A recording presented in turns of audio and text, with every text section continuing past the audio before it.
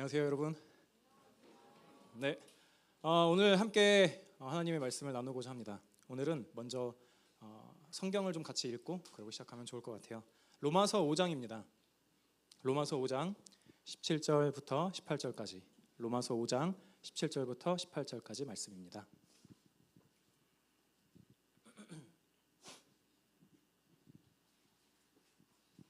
다 찾으셨나요? 네, 한번 같이 읽어볼까요? 그 17절부터 시작. 한 사람의 범죄로 말미암아 사망이 그 한 사람을 통하여 왕노릇하였은즉 더욱 은혜와 의의 선물을 넘치게 받는 자들은 한 분 예수 그리스도를 통하여 생명 안에서 왕노릇하리로다. 그런즉 한 범죄로 많은 사람이 정죄에 이른 것 같이 한 의로운 행위로 말미암아 많은 사람이 의롭다 하심을 받아 생명에 이르렀느니라. 아멘. 여러분들이 이런 친구들이 있을지 모르겠지만 저한테는요 생각할 때마다 좀 미안한 친구들이 있습니다. 아마 여러분도 있을 수도 있겠는데요. 근데 제가 생각하고 있는 그 친구들의 특징은 뭐냐면 사실 그 친구들의 이름도 잘 기억이 안 난다는 거예요. 제가. 그리고 생김새도 사실 이제는 기억이 나지 않아요. 과연 친구라고 할 수 있을지도 모르겠지만 제가 아마 중학교 때인지 고등학교 때인지 잘 기억은 안 납니다만 제가 좀 열심히 공부를 해보겠다고 아니 사실 공부를 하라고 이제 부모님이 저를 학원에 보내주신 적이 있습니다. 요즘에도 그런 게 있는지 모르겠는데 이렇게 저는 종합반을 다녔던 것 같아요. 그러니까 무슨 의미죠? 국영수가 다 부족했던 거죠. 네. 그렇게 국영수, 국어, 영어, 수학을 다 가르쳐주는 그런 종합반에 이제 가게 됐습니다. 근데 제가 다니는 학원은 그 모든 학생을 그 한 반에서 한꺼번에 가르치는 게 아니라 이제 그 우열반을 나눈다고 하죠. 그런 걸 나누는 그런 반이었어요. 근데 이제 학원 내에서 자체적으로 테스트를 해서 우열반을 나눴던 거죠. 근데 하필 이제 제가 처음 그 학원을 가게 되는 그 날이 테스트를 하는 날이었던 거예요.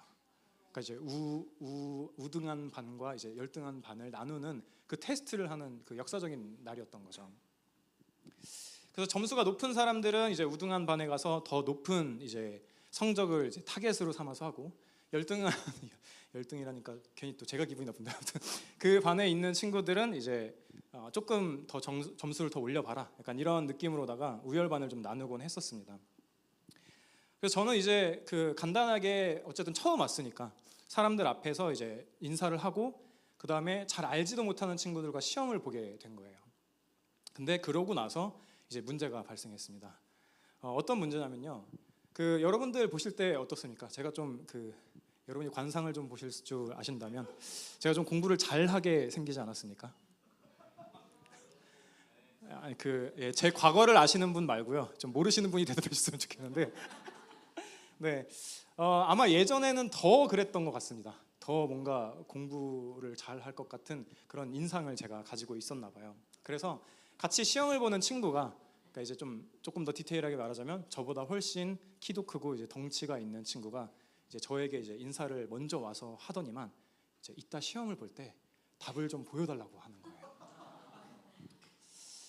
그때 이제 저는 외적인 요인으로 내 양심뿐만 아니라 신앙도 작동하지 않을 수 있구나를 처음 경험하게 됐습니다. 그래서 그 친구가 그렇게 와서 저에게 이제 조용히 와서 얘기를 하는데 친구야 하면서 이렇게 목소리도 이렇지 않았어요. 막 친구야 이렇게 이런 목소리를 가지고 저에게 말을 하는데 제가 거절할 수가 없었어요. 그래서 근데 이제 더 큰 문제는 뭐냐면 그거를 그러니까 이제 자기 혼자 보면 되는데 그 친구 혼자 보는 게 아니라 그들의 이제 왜 무리들이 항상 있잖아요. 그 덩치 큰 무리들과 얍실한 몇 명의 친구들과 그러니까 그 친구들 5명, 6명이 있는 그 무리들의 사람들과 같이 보는 거예요. 저의 점수를요. 그러니까 솔직히 좀 짜증이 났죠, 저는. 근데 이제 말을 할 수는 없었죠. 짜증이 나고 도대체 왜 이렇게까지 학교 성적도 아니고 우열반을 나누는 건데 이렇게까지 해야 되는 건가? 근데 그런 생각들이 이제 막 이렇게 목 끝까지 차 올라왔지만 제가 할 수 있는 일은 그냥 최선을 다해서 문제를 푸는 것이었습니다. 그런데 그렇게 이제 시험이 끝나서 쉬는 시간이 됐고 이제 그 친구들이 저한테 되게 막 호의적으로 오는 거예요. 이렇게 덕분에 잘 봤다. 이렇게 잘 봤는지 안 봤는지 모르면서 덕분에 잘 봤다 이러면서 막 고맙다는 인사를 하고 막 너 이름이 뭐야 하면서 이렇게 막 말을 트게 된 거예요. 근데 이제 저는 그런 생각도 들었죠. 이제 이 친구들과 함께 내 학원 생활을 아주 좋게 스타트를 할 수 있겠다. 좋은 친구들과 함께 그런 생각도 들었고, 이제 권력을 조금 맛볼 수 있는 건가? 내 외형으로는 절대 맛볼 수 없는 그 권력을 조금 맛볼 수 있는 건가라는 생각마저도 들었어요. 그날은 그냥 시험을 보고 끝나는 날이었고요. 다른 어떤 수업이나 이런 건 없었습니다. 그러니까 그렇게 테스트를 마치고 시간을 다 보냈어요. 그리고 그 다음 날이 됐을 때 이제 바로 결과가 나왔죠. 그리고 저를 비롯해서 그 무리의 친구들은 이제 함께 어디 반에 있을까요? 어디 반? 우등반일 것 같다. 이렇게 네, 기분이 나빠지려고 하는데요. 맞아요. 열등반에 함께 자리에 앉아서 서로의 얼굴을 확인하고 이제 제가 그 학원을 그만둘 때까지 어색하게 지나게 됐습니다. 그 관계를 어떻게 회복할 수 있는 방법이 없었어요. 그때 당시에는 이걸 어떻게 해? 내가 보라고 먼저 얘기한 것도 아니고 그렇게 된 거죠. 여러분들은 여러분을 대신할 누군가를 세운다라고 했을 때에 아무나 세우진 않을 거예요. 아마 그 덩치 큰 그 친구가 저의 국영수 성적을 알았다면 저에게 그런 종류의 부탁을 그런 이야기들을 아예 꺼내지도 않았을 겁니다. 그냥 내가 하는 게 낫겠다라는 생각을 가지고 그렇게 시험을 봤겠죠. 예를 들어서 여러분이 회사에서 휴가를 내고 여러분의 업무를 대신해 줄 사람을 고른다라고 한다면 일을 너무 잘해서 내가 휴가를 마치고 다시 출근했을 때 할 일이 없게 만드는, 그 정도로 일 처리를 깨끗하게 만드는 사람을 여러분들의 대리자로 고를 겁니다. 여러분이 맡겨야 하는 일이 여러분의 인생에 있어서 엄청나게 크고 굉장히 중요한 일이라고 한다면 더더욱더 여러분은 여러분의 대리자를 고르는 데 있어서 매우 신중하게 결정해야만 할 겁니다. 그렇다면 우리는요, 저와 여러분은 우리들의 영원을 담당하는 대리자로서는, 영원을 결정하게 해줄 그 대리자로서는 과연 어떤 존재를, 누구를 택해야 될까요? 우리의 죄사함과 우리의 의로움을 담당하는 존재인 예수 그리스도는 어떻습니까? 오늘은요, 시광교리문답 21문을 통해서 우리를 대신하신 분에 대해서 말씀을 좀 나누고자 합니다. 때때로 우리는 어떤 문제에 있어서 되게 빠르게 좀 답을 먼저 보고자 하는 그런 경향이 있어요. 예수님 우리의 구원자, 예수로 인해서 내가 구원을 받았지. 그러니까 이런 결론에 바로 도달하게 되는 건 역시 너무나도 은혜롭고 좋은 일이지만 어떤 일들은요, 그 과정을 살펴보는 것 가운데에서 은혜를 많이 누리게 되기도 해요. 그러니까 여러분들은 그런 적 없으신가요? 이제 수학 문제를 푸는 거예요. 근데 바로 답을 보는 게 아니라 그 수학 문제가 어떻게 풀이가 되는지, 어떤 공식을 대입해서 풀어가는지, 그런 풀이 과정을 볼 때에 이 참된 수학의 아름다움을 볼 수 있게 되지 않습니까? 네, 저도 몰라요. 그런 게 있다고 하더라고요. 너무 티나나요? 네, 열등반이니까. 아무튼 네, 그렇습니다. 오늘은 이 예수 그리스도께서 저와 여러분의 구원을 이루시는 과정이 어떤 과정이었는지, 그리고 그 과정을 통과하시는 것이 우리들에게 어떤 유익을 주시려고 그 일들을 행하셨는지에 대해서 한번 좀 같이 살펴보려고 합니다. 결론을 먼저 이야기를 하자면 그분의 사랑은 이렇게까지 해야 하나 싶은 그런 사랑입니다. 우리 함께 시광교리문답 21문을 봅시다.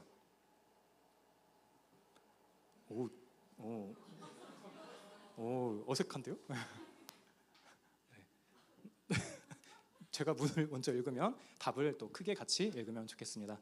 구속자는 어떤 방법으로 우리를 구원해 주십니까?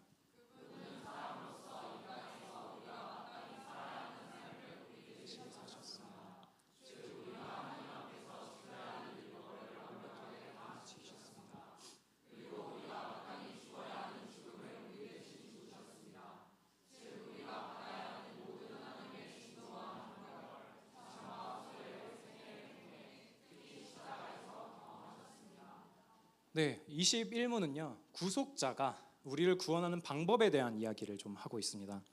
21문은 그래, 우리가 이전의 문답을 좀 다시 생각을 해본다면, 그래, 우리에게 특별한 은혜가 있었고 구속자가 있었지. 그 하나님께서 구속자 예수 그리스도를 주신 것은 알겠어. 근데 그 구속자가 우리를 어떻게 구원하는 거야? 우리의 죄로부터 어떻게 우리를 구원하는 거야에 대한 그런 대답이 될 수가 있을 겁니다. 21문이요. 그리고 그것에 대한 답은 두 가지 대신을 이야기를 하고 있죠. 먼저 우리의 구속자 주 예수 그리스도께서는 우리가 마땅히 살아야 되는 삶을 우리 대신 사셨고, 우리가 마땅히 죽어야 되는 죽음을 대신 죽으셨다라고 이야기를 하고 있습니다. 이 두 가지 대신이 매우 중요한 거예요. 삶을 대신 사시고 죽음을 대신 죽으시고요. 여러분은 예수 그리스도를 여러분의 구원자로 여기십니까? 아마도 대부분은, 어쩌면 아닐 수도 있겠지만 대부분은 그렇게 인정을 하실 겁니다. 그런데 이런 질문을 해본 적은 없으신가요? 왜 예수님은 힘들게 왜 곧장 십자가로 향하지 않으셨을까? 라는 생각이요.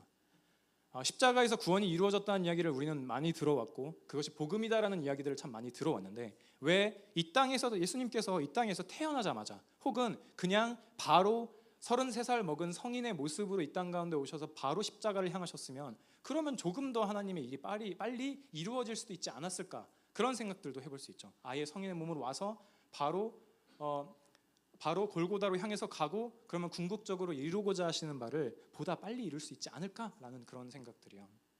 근데 예수님께서 어떻게 이 땅에 오셨죠? 저번 시간에 우리 배운 거 기억나시나요? 성령으로 잉태돼서 아이로 가장 연약한 모습으로 이 땅 가운데 오셨다라는 것이 성경에 기록되어 있습니다. 근데 왜 그래야만 하냐는 거죠.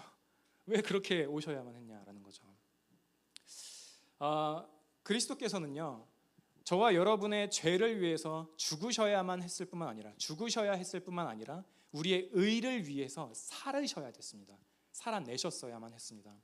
그리스도께서 여러분의 죄를 위해 죽기만 하셨다면 여러분은 하나님 앞에서, 저와 여러분은 하나님 앞에서 죄 없는 상태가 되겠지만 의로운 상태가 되지는 않아요.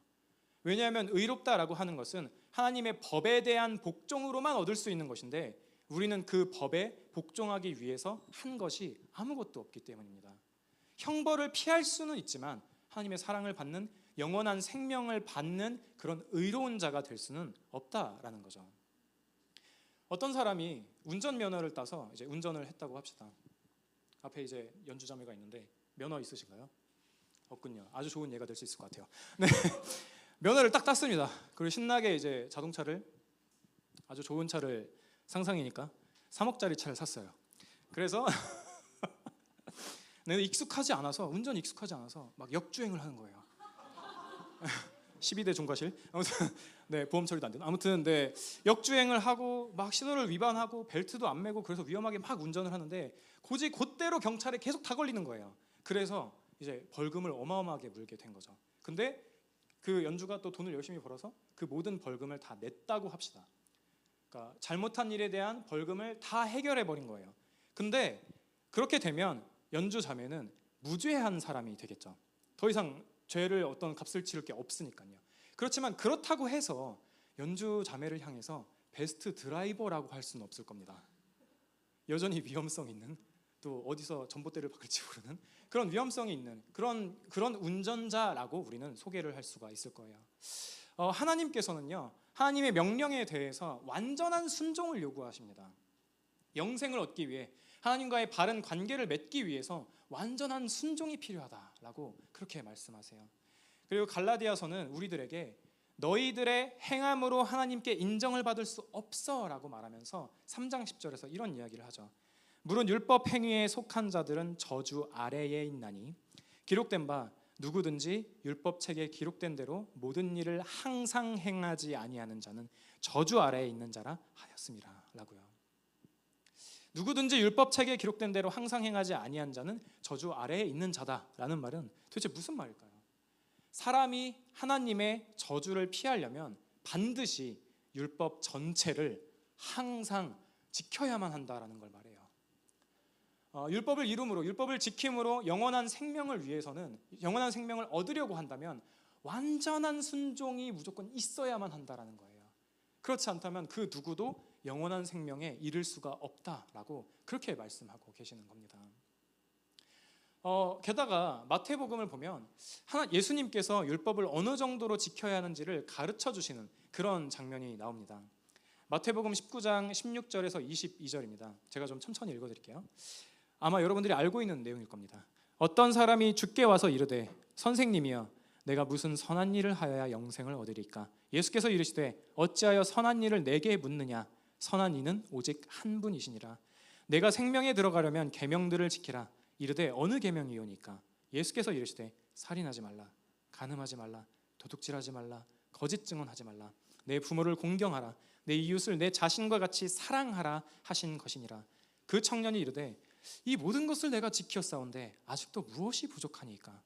예수께서 이르시되 내가 온전하고자 할진대 가서 내 소유를 팔아 가난한 자들에게 주라. 그리하면 하늘에서 보화가 내게 있으리라. 그리고 와서 나를 따르라 하시니 그 청년이 재물이 많음으로 이 말씀을 듣고 근심하며 가니라. 예수님은 부자 관리를 만나시고요. 그리고 저 젊은 관리는 예수님께 물어봅니다. 영생을 얻으려면 어떻게 해야 됩니까? 그렇게 질문해요. 예수님은 그의 순종의 정도를 물어보십니다. 어떻게 하고 있냐? 근데 관리는 이렇게 말하죠. 다 했어요 라고요. 저 다 했어요 라고요. 근데 예수님께서는 그의 행위에 충분하지 않다라는 방식으로 그런 식의 말씀을 하십니다.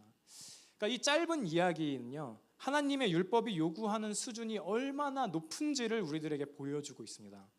청년이 자기 자신의 소유를 포기하지 못한 것, 끝내 근심하는 표정을 가지고 예수님 곁을 떠날 수밖에 없게 된 것, 결국 하나님께 완전하게 순종하지 못한 그런 마음을 보여주고 있는 것입니다.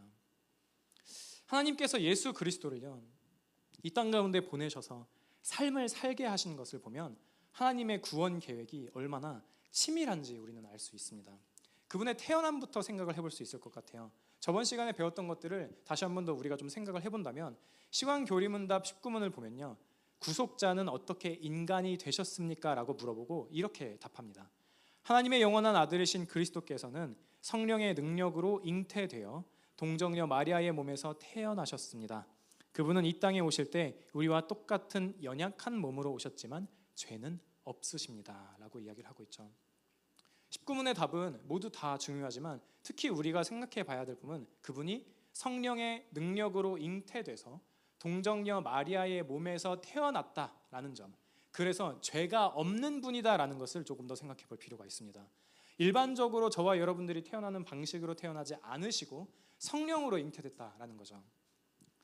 아무리 맛있는 음식이 있다라고 하더라도요, 그 음식을 담는 그릇이 한참을 닦지도 않아서 막 더러워져 있다면, 막 곰팡이가 끼어 있고 이전에 누가 먹고 치우지 않은 밥알이 단단하게 굳어 있는, 너무 디테일한가요? 우리 집이 그래가지고 그렇게 되어 있다면 그 음식에 그 그릇에 아무리 맛있는 음식을 담는다라고 할지라도 여러분들은 식욕이 돋지 않을 겁니다. 못 먹을 것처럼 생각하게 될 거예요. 하나님께서는 죄에 대해서도 마찬가지입니다. 하나님께서는 죄 없으신 분을 대표자로 삼으셔서 저와 여러분의 죄를 담당하게 하셨어요. 죄인이 죄인을 대신해서 죽는다 한들 죄의 문제가 해결될 수는 없습니다. 같은 살인죄를 지은 범인 두 명이 판사를 향해서 이 사람의 죄를 나한테 주세요. 똑같이 사형 선고를 받았는데 이 사람의 죄를 나한테 주세요. 내가 이 사람 대신 죽겠습니다 라고 말하면 그 판사는 뭐라고 말해야 될까요? 욕이나 한번 시원하게 해줄 수 있지 않을까요? 그래서 예수 그리스도께서는요, 죄인이 아닌 죄가 없는 인간으로 이 땅 가운데 오신 것입니다. 그렇게 이 땅 가운데 오신 예수 그리스도께서는요, 세례 요한을 만나십니다. 그리고 마가복음은 세례 요한을 이렇게 표현하죠.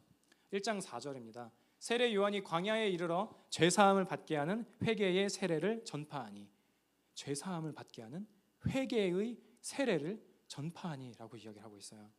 세례 요한이 하는 일이 무엇이었습니까? 죄사함을 받게 하는 회개의 세례를 전파하는 일이었어요. 회개는 누구한테 필요한 거죠? 죄인들에게 필요한 거예요. 그런데 예수님은 죄인인가요? 아니죠. 아니라고 방금 말씀드렸죠. 그런데 예수님께서는 세례 요한에게 세례를 받으십니다.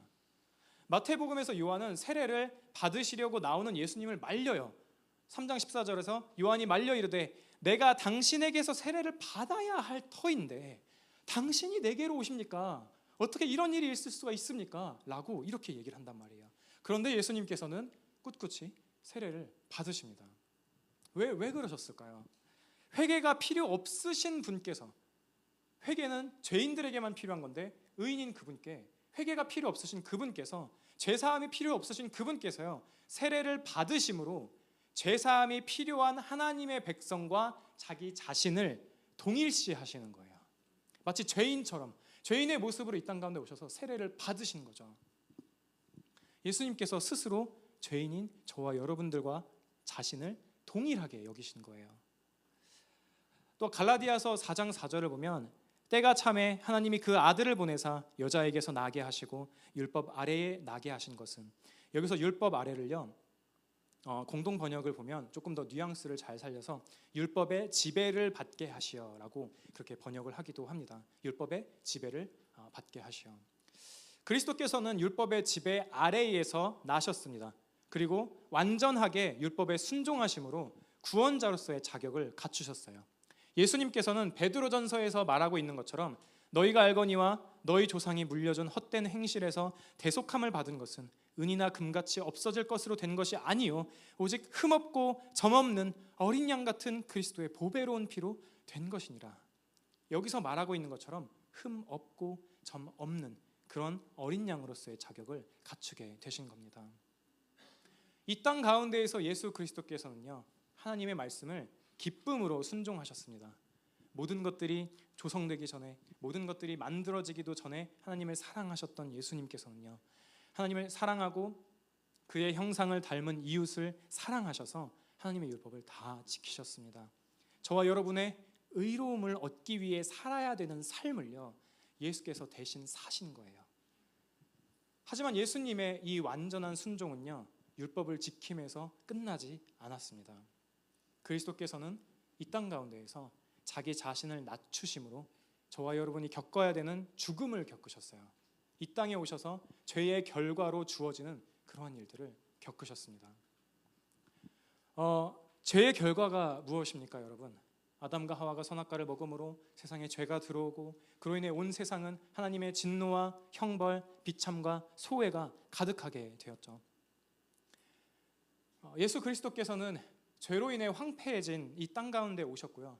그분의 전생에는 고난뿐이었습니다. 인간의 죄로 인해서 받게 된 하나님의 진노는 죄에 대한 하나님의 마땅한 반응이었어요. 하나님은 죄를 그냥 두셔서는 안 되셨고 거룩하신 그분께서는 반드시 진노하시며 벌하셔야만 했습니다. 그건 죄악된 모든 것과 죄를 범하는 모든 사람에 대한 하나님의 분노를 의미했어요. 그리고 그 진노는 저와 여러분과 같은 죄인들을 향해 있었다고요. 하지만 예수 그리스도께서 하나님의 진노를 당하셨다라는 겁니다. 에베소서 5장 2절은 예수 그리스도께서 행하신 일들에 대해서 이렇게 이야기를 하고 있습니다. 그리스도께서 너희를 사랑하신 것 같이 너희도 사랑 가운데서 행하라. 그는 우리를 위하여 자신을 버리사 향기로운 제물과 희생 제물로 하나님께 드리셨느니라. 예수 그리스도께서는 자신을 버리시고 향기로운 제물로 희생 제물로 하나님께 드려졌습니다. 이 일은 갑작스럽게 우발적으로 일어난 일도 아니고요. 성부 하나님께서 보내신 고난의 길이었어요. 그의 고난에는, 예수 그리스도의 고난에는 하나님 아버지의 손길들이 있었고요. 하나님의 계획은 예수 그리스도의 고난을 통해서 성취되었습니다. 하나님께서 그 일들이 일어날 것들을 미리 아셨다고 말하는 것 그 이상으로 하나님께서는 그 일들을 계획하셨습니다. 예수 그리스도께서는 사도행전이 말하고 있는 것처럼 하나님께서 정하신 뜻과 미리 아신 대로 내준 바 되셨습니다. 예수 그리스도를 내어준 사람들, 가룟 유다와 유대의 지도자들과 빌라도는 예수 그리스도를 죽음 가운데로 내어 주었습니다. 그런데 바울은요, 하나님이 자기 아들을 우리를 위해 내어 주셨다라고 말하면서 동일한 동사를 사용하고 있어요. 가룟 유다가 예수님을 내어준 것, 빌라도가 예수님을 내어준 것과 하나님이 자기 아들을 내어준 것을 같은 단어를 사용하고 있다라는 거죠. 그렇게 예수 그리스도께서는 성부 하나님의 계획 아래에서 고난의 길을, 죄로 인한 타락이 가득한, 고통이 가득한 그 길을 걸으셨습니다. 그리고 그 걸음은요, 가기 싫어하는 것을 억지로 떠미는 그런 종류의 걸음이 아니었어요. 그리스도께서는 기꺼이 하나님의 말씀에 순종하셨습니다. 예수는 자기 자신을 하나님께 온전히 드리셨어요. 저와 여러분과 같은 죄인들을 구원하시기 위해서요. 그리스도는 고난당하는 자리로 질질 끌려가는 것이 아니었습니다. 그리스도께서는 우리가 하나님을 거슬러서 탐욕스럽게 죄를 지을 때보다도 더 기꺼이 고난을 택하셨어요. 저와 여러분이 죄를 지으려고 기꺼운 마음으로 탐욕스럽게 죄를 향해서 달려나가는 그것보다도 더 기꺼운 마음으로 고난을 택하셨다고요.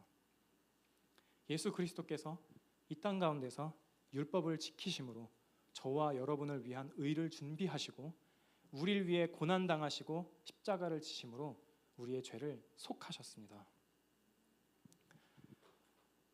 예수 그리스도께서 이 땅 가운데서 하나님의 모든 말씀에 순종하시고 율법을 지키심으로 저와 여러분의 의로움이 되셨습니다.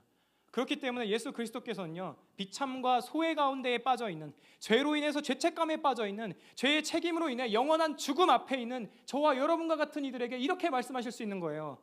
너희들의 모든 것이 내 것이다라고요. 저와 여러분이 가지고 있는 게 뭐죠? 죄요. 죄로 인한 결과들이요.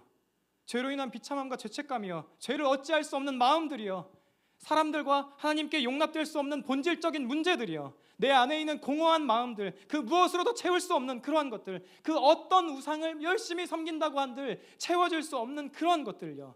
그 모든 죄로 인한 비참함이 내 것이다. 너희들이 가지고 있는 모든 문제가 내 것이다 라고 말씀하신다고요. 그렇게 말씀하시는 예수 그리스도를 향하여서 저와 여러분은 이렇게도 말할 수 있는 거예요.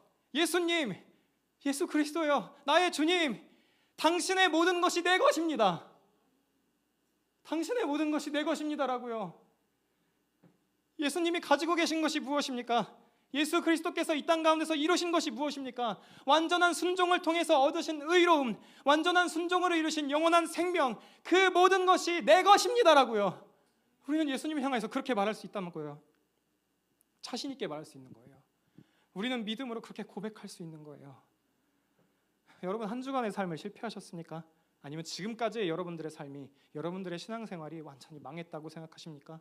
예수께서 당신에게 이렇게 말씀하십니다. 너희들의 모든 실패가 내 것이야 라고요.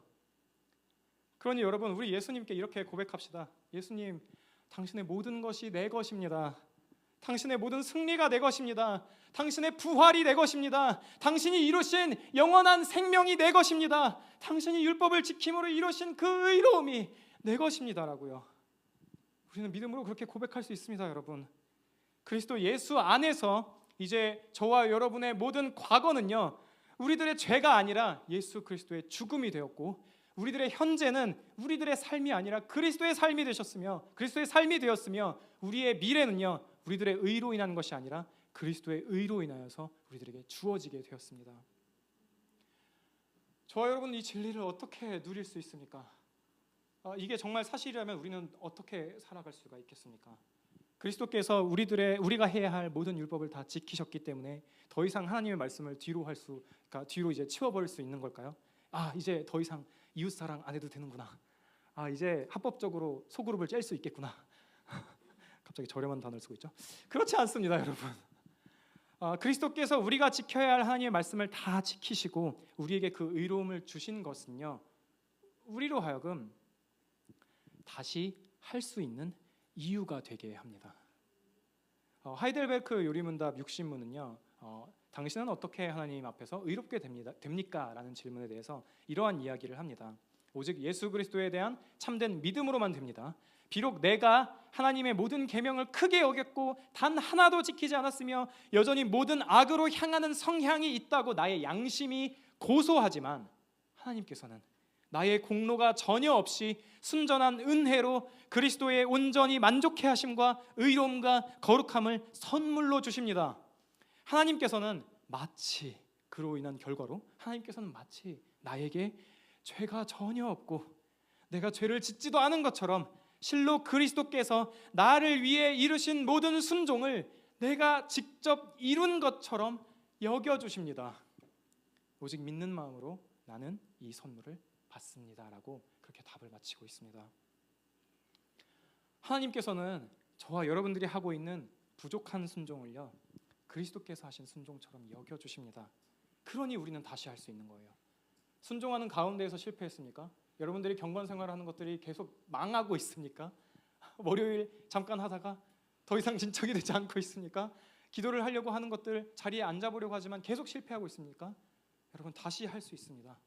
다시 할 수 있습니다.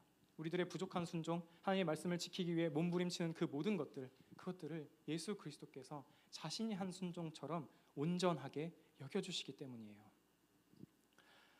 저에게는 기억나는 몇 가지 예배들이 있습니다. 여러분들에도 분명히 있을 거라고 생각해요. 없으면 있었으면 좋겠습니다. 그 중에 하나는 뭐냐면요. 이게 되게 많이 있지만 그 중에 하나는 이제 우리 교회에서의 일이에요. 제 기억에는 이제 그 구로에 아직 있을 때였고, 그리고 유아 세례가 있는 날이었어요. 근데 이제 재미난 일이 있었습니다. 아마 기억나시는 분들도 있을 거예요. 이제 유아 세례를 보통 하면 이제 2부 예배 끝나고 이제 어머니 아버님이 이제 아이를 이렇게 안고 옵니다. 그럼 이제 목사님이 이쪽에 서서 이제 성부와 성자와 성령의 이름 하면서 이제 손에 물을 얹어서 이렇게 유아 세례를 주시죠. 근데 이제 안고 왔어요. 근데 이제 그 아이가 그 이제 아이의 그 이제 안았는데 아마 아버지가 이제 안았는데 그 아버지의 손끝에서 검은 덩어리가 떨어지는 거예요. 이제 아이가 이제 응아를 한 거죠. 이제 회중들의 반응은 지금 딱 여러분들의 반응과 같았습니다. 이렇게 막 너무 귀엽다, 너무 귀엽다 하는데 갑자기 이제 툭 떨어진 거예요. 냄새가 나기 시작했고 부모들은 막 어쩔 줄 몰라 하면서 어떻게 하지 막 이랬어요. 근데 이제 그때 목사님이 이제 그런 말씀을 하셨습니다. 우리가 아무리 예배를 잘 드려도 하나님 보시기에는 이 정도일 거라고요. 예배는 드리는 자리 앞에서 똥을 쌀 수밖에 없는 그 정도로 부족한 모습일 거라는 거죠. 근데 우리들의 예배가 우리가 지금 이 자리에 있지만 도망가고자 하는 마음, 괜히 왔다는 마음, 빨리 뭔가를 해야 되는데라는 마음, 모든 그런 생각들이 지금 혼재되어 있지 않습니까? 그런 부족한 예배를 그리스도께서 하나님을 예배하듯이 그러한 예배로 우리를 받아주신다라는 것이 저와 여러분들에게 얼마나 큰 은혜입니까? 얼마나 큰 복입니까? 이 땅에서 율법을 지키고 의를 이루셔서 영생을 취하신 예수 그리스도께서요, 저와 여러분과 같이 죄밖에 없는 자, 패배와 실패가 가득한 자들에게 부당한 거래를 요청하십니다. 너의 모든 것을 내게 주렴, 나의 모든 것을 너에게 주겠다라고요. 우리의 모든 것을 주께 드립시다. 그리고 주님의 모든 것을 받은 자로 이 땅 가운데서 살아갑시다. 함께 기도하겠습니다.